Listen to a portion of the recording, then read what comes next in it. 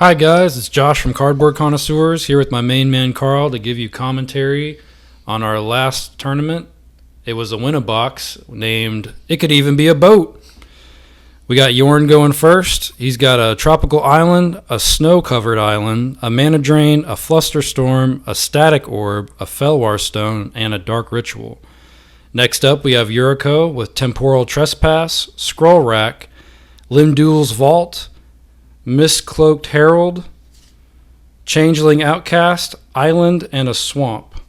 Then we have Inalla with a Command Tower, Exotic Orchard, Lotus Pillow, Arcane Signet, Shallow Grave, and then we have our friends forever, Mike and Will, with an Assassin's Trophy, Carpet of Flowers, Windswept Heath, Snow-Covered Swamp, Linvala, Keeper of Silence, and Arbor Elf with a Mold of 6. Also want to thank our sponsors, Scrollrack, and our hosts, Game Night of Columbia, Tennessee. And let's get into the action. Mm-hmm. No pre-games. Everyone checking to make sure.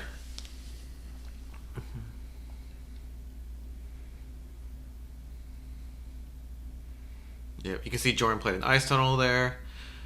Just tapped, and then Island into Mist Cloaked Herald for Yuriko. An okay start. Command Tower into Lotus on Inalla. Looks like Arcane Signet the play for him. I saw Talisman of Dominance coming out of his hand too. This is a mold of 5 for him. Not a great hand for sure. Talisman of Dominance being the draw for turn. I guess just hoping to draw a Spellseeker or Tutor off the top with Inalla there. I'm going to be honest, I'm not really sure what Mike and Will do, but I think Will is like, it has the voting thing where everyone can vote for a treasure, and you get a treasure for each person who votes for a treasure. Mike, I've got nothing on Mike. He is the dungeon master, though. Yes. So be aware. Be very aware. Mm-hmm. I'm surprised they didn't put the dungeon mechanic on him. They may have. Were they out before the dungeon mechanic? I have no idea. No, I don't. Yeah, they were. I believe they were spoiled before. Yeah. I don't think any of them have anything to do with that, but fair. They should have waited. All the cards were extremely underwhelming, except for like 11, which is fair. Yep. We got Arbor Elf and Carpet. Pretty good ramp. Just everyone playing a little bit of board development, except for Jorn, who's going to play his first piece here, Felwar Stone, and blue black indicating that Yuriko is probably coming. Here she comes. Yep. Sneaky, sis. And the top, not great, but it could definitely help with this setup. Yeah, could change things. Yeah, could swing things in his favor. Yeah, typically Inalla not going to play a creature until it can just win, so that is going to be free hits for Yuriko for pretty much the rest of the game, which you cannot complain about as a Yuriko player. Discarding the hand size, it looks like. Not a bad spot to be in, not especially early game. Right. Yeah, no one really indicating that they're going to go for a fast win here. We don't see any tutors out of anyone, mostly just board development. Double rock from Inalla, and a double ramp piece from the Friends Forever player, and a Felwar Stone from Jorn. Inalla having no idea what they do either, yep. Reading the cards. Very smart. Yep, explaining what Will the Wise does. I was correct with the investigating. Nice. They are quality paper cutouts, as you can see. Yep. We do allow all proxies here. Yeah.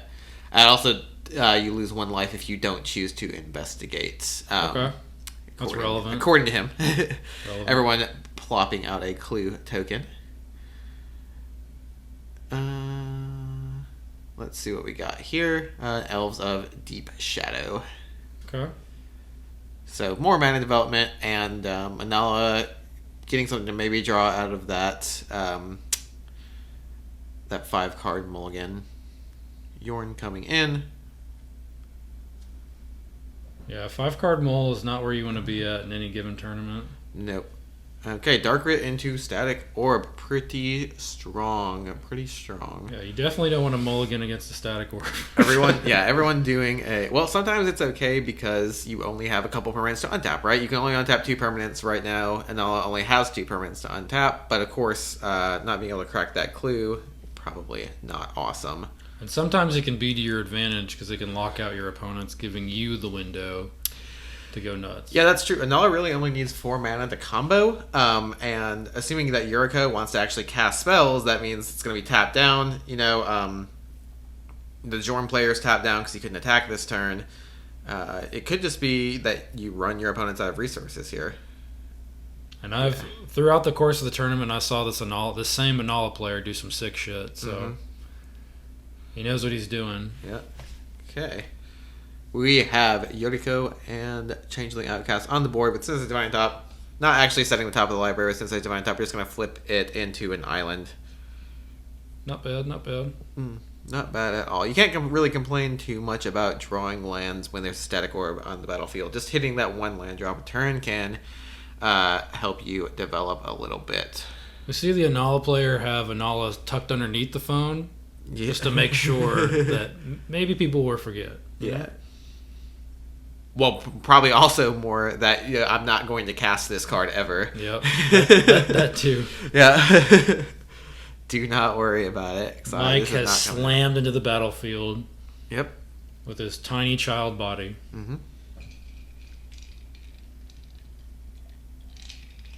Everyone confused as to what Mike actually does for a second. Giving them a pause. Me too, guys. Me too. Yeah, we feel your pain. Love the show. I've not played with the cards. Yeah. Drawing a card off a Clue Crack. Doesn't look like you got a second land there. Definitely not where you want to be against a Static Orb. Trop and Felwar Stone tapped to drop a Wish Claw. That's dangerous. Yeah, that's a red alert for sure. Yep. Yes. So as you know, Jorn lets you untap your snow permanents on attacks. And that's just what the Jorn player did. Yep. Yeah, so he will go to next turn untapping his Tropical Island and Felwar Stone, theoretically, through the Static Orb, which means he can break parity very, very hard on this Static Orb effect right here. When everyone else is trying to try to develop their board here, he just gets to cast whatever he wants, more or less. And despite the lock pieces, they're doing an okay job of developing.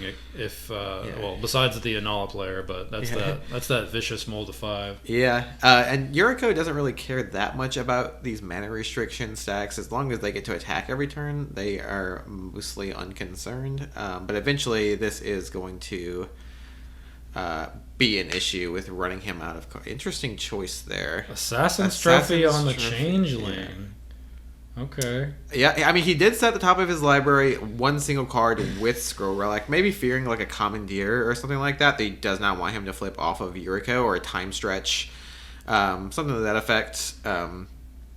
When you put 1 card back, you get a pretty good indicator you're going to be hit by one of those big spells like that. Or not Time Stretch, what is that? Temporal Trespass. Yeah. Not anywhere near casting Temporal Trespass right now, I guess. Oh, yeah, which was hilariously in his opening hand. Right. Yeah, definitely. And then if it is like a Commandeer or something like that, though, definitely good to get that out of here. I guess in the realm of threat assessment, you really don't want Yuriko to have a bulk of ninjas triggering. Yeah, and you don't want free counterspells either when everyone else is locked out under this Static Orb. You don't want him to be casting Commandeer on your only spells. But again, you also maybe don't want him to see you as a target when there's a Jorn player who's untapping every turn when no one else is. So it's hard to say. Who's to say? Yeah, not me. That's for sure. All right, we got to the Devilish 5 mana with Inalla, which opens up a lot of lines. He could still win with the 4 mana Spellseeker line here, but 5 mana gives you another couple of lines to fight through interaction a little bit better here.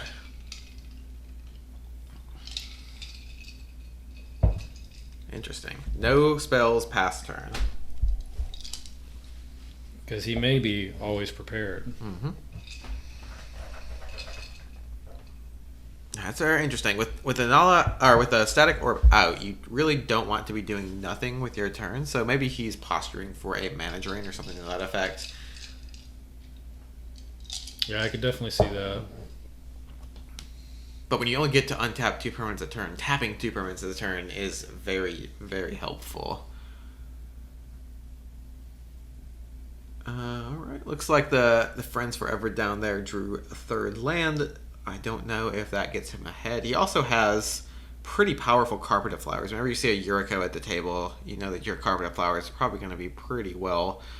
Ooh, Meat Hook that is a Massacre. Meat Hook. And I'm presuming he's doing that for 3 to kill Jorn.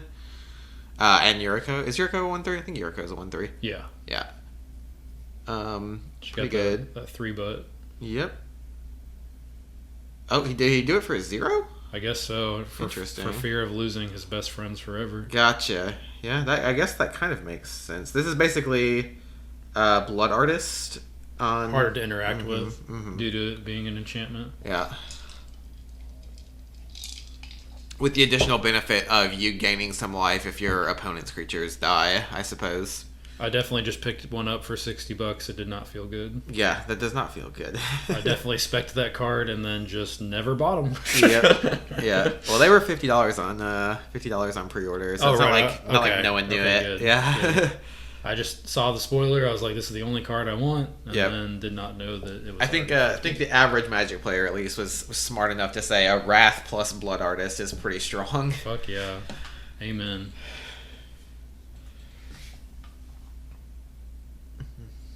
And definitely an argument for that being the best of the best cards in Standard. Maybe a Goldspan Dragon or Expressive Iteration being close, but Meat Hook Massacre seeing just a ton of play around as well. So I guess he just has an infinite loop that will win him the game with the Massacre. Yeah, very likely. This is colors that can play like Razakats or something to that effect. Everything but blue. Mm-hmm. Yeah, and the non-blue decks that you see running white and black will typically win with some kind of Razakats line like that. With filthy little creatures. Yeah. Yeah, blue taking away or not having blue taking away your access to stuff like Thassa's Oracle, Dramatic Scepter, and other like win conditions that are a little bit more easy. Brain Freeze. Ooh. Wow. Not even tapping the Wishclaw Talisman for protection. He just knows it happens. Slams. Oh, that is why. Yep, and with Mana Drain. Does anyone have any responses? I wonder if that was a commandeer on top. I bet he is kicking himself now if it was, although you probably don't want one of your opponents hijacking an ad nauseum. Yeah, and he also still has the Flusterstorm in hand. Yeah. From his opening. Yeah, he is. It looks like tapped out. Friends Forever, it looks like casting an Enlightened Tutor for question mark. That'll show him. Just seeing if anything can lock him out, maybe. Is there any kind of artifact or enchantment that stops him here? I don't think so. So he can flash in a... It's possible he's just looking through his deck for answers, but yeah. I don't think he has maybe he has like a Veil of Summer in his hand. He's seeing what he can draw into to stop this. He's probably just finding an answer so he can cheat it to the top and then draw it with his clue. Mm-hmm. Makes sense. See, no top activation here from Yuriko, but I mean, she probably doesn't run that many counter spells or anything. It's hard to say. She runs a decent amount, but so they're getting pod. I don't know why the top isn't being flipped. I definitely would, but maybe he knows his deck better than I do. Maybe he doesn't have force. With the rack, maybe he already knows.